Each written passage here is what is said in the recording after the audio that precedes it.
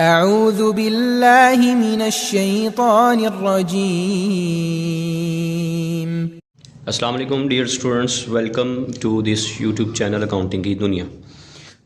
ये स्टूडेंट्स, हमारा जो लेक्चर्स चल रहे हैं ये जर्नल से रिलेटेड है।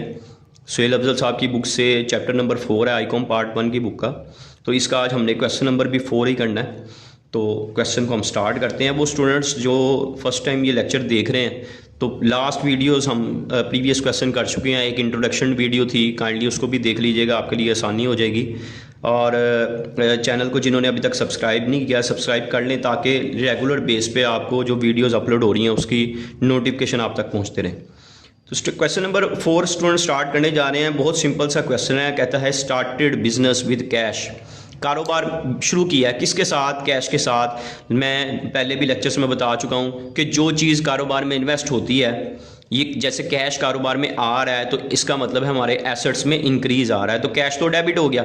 इसके अगेंस्ट जब कोई चीज़ हम कारोबार में इन्वेस्ट कर देते हैं तो वो हमारा कैपिटल बन जाती है, और कैपिटल हमेशा क्रेडिट होता है। ये बिजनेस की लायबिलिटी होता है और इसको हमेशा क्रेडिट किया जाता है। तो इसकी एंट्री क्या बनेगी? कैश कारोबार में आ रहा है, कैश हमारा एसेट है, कैश को डेबिट कर दिया जाएगा और क्रेडिट करेंगे कैपिटल को। जब भी कारोबार में पैसा इन्वेस्ट किया जाएगा कैपिटल में इंक्रीज आता है, कैपिटल लायबिलिटी है, लायबिलिटी में इंक्रीज आए तो क्रेडिट किया जाएगा। कितनी अमाउंट कारोबार में इन्वेस्ट किया है? क्वेश्चन में बता दिया गया है 8 लाख रुपीज़ आपने कारोबार में इन्वेस्ट करती हैं और इसकी डेट है जनवरी 1। नीचे इसकी नरेशन लिख देंगे। नरेशन आपने अपने से इस एंट्री को एक्सप्लेन कर देना है, जैसे स्टार्टेड बिजनेस विद कैश। जो आपको ट्रांजैक्शन दी गई है उसको भी शॉर्ट करके आप लिख सकते हैं, कोई प्रॉब्लम नहीं है। इतने हिस्से में लाइन लगानी है स्टूडेंट्स, लाइन पूरी नहीं लगाई जाती।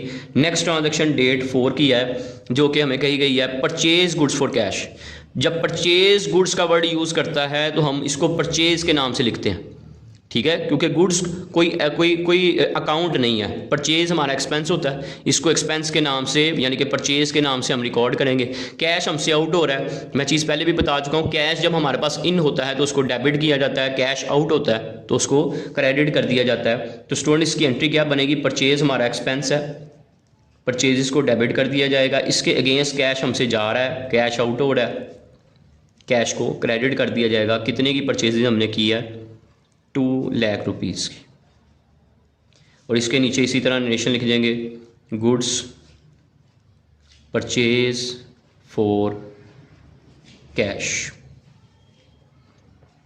नेक्स्ट ट्रांजैक्शन स्टूडेंट्स डेट 9 की है हमारे पास। Purchase motor vehicle from Salim auto. Purchase किया है। जब परचेज गुड्स कहता है हम डेबिट करते हैं परचेज अकाउंट को, लेकिन जब वो चीज़ मेंशन कर दे जो चीज़ खरीदी जा रही है, जैसे यहाँ पे मोटर व्हीकल खरीदी जा रही है तो मोटर व्हीकल बिजनेस का एसेट होता है।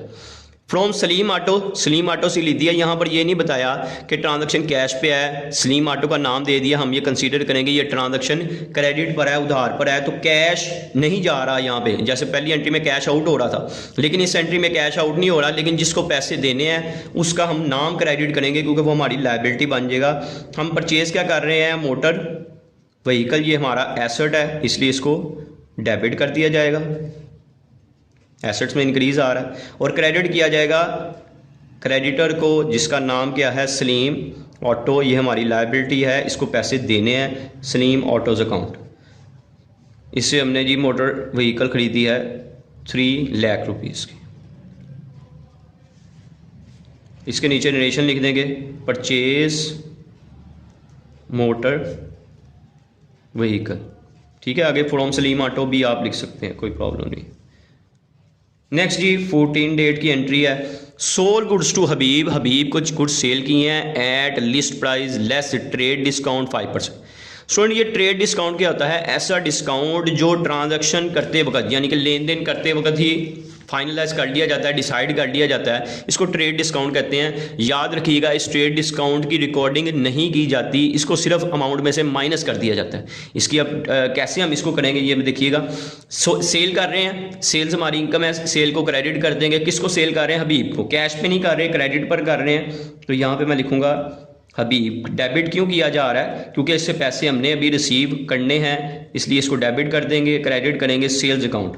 इसके नीचे हम नरेशन लिख देते हैं, गुड्स सोल्ड टू हबीब, ठीक है। आगे आप डिटेल भी लिख सकते हैं, एड लिस्ट प्राइस जो भी उसने बताया। इसके नीचे यहाँ पर ही मैं वर्किंग कर रहा हूँ, आप सेपरेट भी कर सकते हैं। देखिए अगर 1 लाख रुपए की 1 लाख रुपए का उसका गुड्स है जिस पर 5% डिस्काउंट है, तो इसका मतलब है 1 लाख का 5% बना 5000।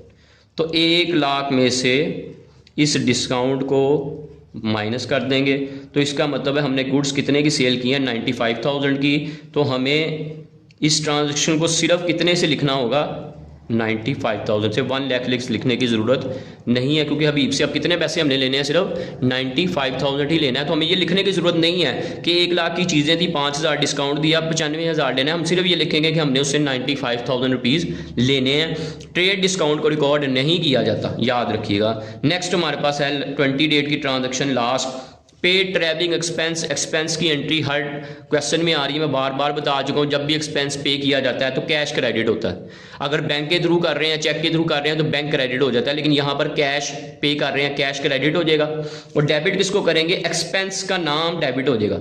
जैसे यहाँ पर एक्सपेंस का नाम है ट्रैवलिंग एक्सपेंस अकाउंट, और कैश हमसे जा रहा है, कैश आउट हो रहा है, कैश को क्रेडिट कर दिया जाएगा। इसके नीचे नरेशन लिख देंगे, पेड ट्रैवलिंग एक्सपेंस। कितने एक्सपेंस पे कर रहे हैं जी, क्वेश्चन में बताया गया है 2000 पे कर रहे हैं। मैं लास्ट टाइम भी बता चुका हूँ, लास्ट जो हमारा लेक्चर था उसमें, कि रेंट पे करेंगे, रेंट टू कैश, वेजिस पे की वेजिस टू कैश, सैलरी पे की सैलरी टू कैश, कमीशन पे की कमीशन टू कैश, इंटरेस्ट पे किया इंटरेस्ट टू कैश।